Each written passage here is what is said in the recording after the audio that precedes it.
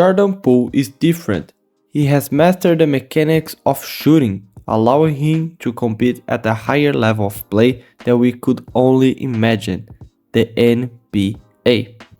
I'm Daniel, and for the last 3 years, I studied all the available material of how to improve my shooting mechanics and how to shoot better. And here I'm going to show you 3 shooting mechanics that Jordan Poole does differently, how to do them, and why sometimes you don't want to do them. And the first mechanic is your shooting pocket. If you're not familiar with the shooting pocket, this is the position that you hold the ball at the start of your jump shot. So, in the beginning of your jump shot, every time, without even thinking, you're bringing the ball to the same place. That place is the shooting pocket. Only after that, you start to raise the ball and start the jump shot. And why this is so important to have? Why it's so important to have a good shooting pocket? You see, if you always have a position that you can bring the ball before shooting, before rising the shot, you hardly need to adjust the amount of force that you will put into the shot, and you will be able to be more stable when shooting. This will make you a more consistent and precise shooter. So how does Jordan Poole do this differently? Well, let's say that you're right-handed. The recommended place for the shooting pocket to be is in the middle of your right thigh. But now, if you watch Jordan Poole closely, you can see that his shooting pocket is higher, around the waist area. But why? Now, with less space for the ball to travel, he will generate less momentum in the shot, and because of that, you will have less power behind the jump shot. So, you will need to add more force to your shot. And this is a very big downside, because now you have potentially less control over the ball, making your shot less precise. However, that also means that you can shoot much quicker, increasing the amount of opportunities that you can take shots in real games. And as we will see, he also compensates for this lack of power, of this lack of control of the ball, with the third mechanic in this video. But before that, there is a very important mechanic that is so unique to Jordan Poole and we also need to learn. The next mechanic is hand placement. A good hand placement will make sure that you are able to have more control over the ball, and with that, you can shoot much better. Normally, there are 3 types of hand placement, and I like to call them the normal way, the Curry way, and the Trae Young way. The way that Jordan Poole chooses to hold the ball is in the Trae Young way. And like Trae, he likes to put the hand over the ball. And I personally experiment with this type for a long time, and I noticed a few things about my jump shot.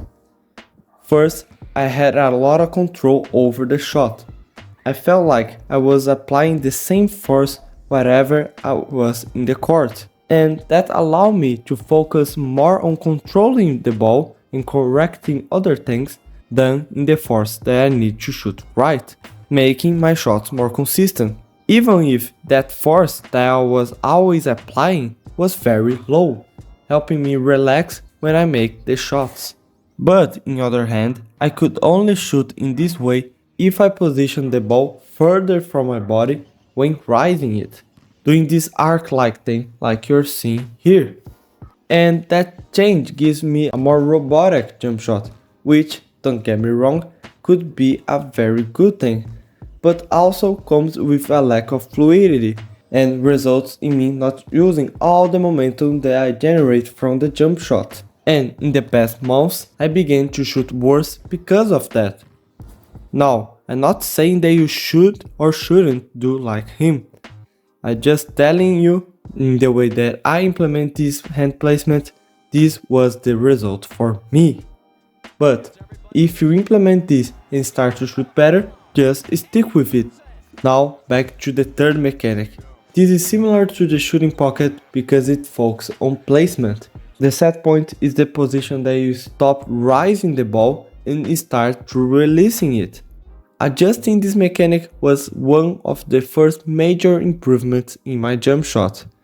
If you want to get technical, the best position for the set point is when the tips of your fingers line up with your eyebrow, like you're seeing on the screen. It's here that you can generate a lot of force while keeping the ball in a position that is still a little bit hard for defenders to contest it. But if you look at Jordan Poole, he has a set point lower than mine, which reminds me of Curry's journey to the league. You see, in high school, Curry had a very low set point, just like Poole, and he was making shots, but his coach told him to fix it, because in that way, it was very easy for defenders to block his shots. So Curry trained a lot, and with this in mind, he became the shooter that he is today, with a slightly higher set point. However, a low set point can still generate a lot of power, and you will shoot faster. But you have to make sure that you can use it when defenders are caught off guard, especially if you plan to shoot in the mid-range, because in this way, shooting is harder. The defenders are more able to contest your shot. Now, if all that seems a little bit overwhelming, you don't have to coach yourself. In fact, I offer to have a free call with you to fix your jump shot and make you a better shooter. Now, I would usually charge for this, but I want to see the issues that people are having the most. As well, I need some testimonials since I'm new. So, if you are a hard worker and think that we would make a good fit, DM me on Instagram and we are going to talk about it from there. I hope this video helped you, and remember to comment below what you think the next video should be. And I see you there.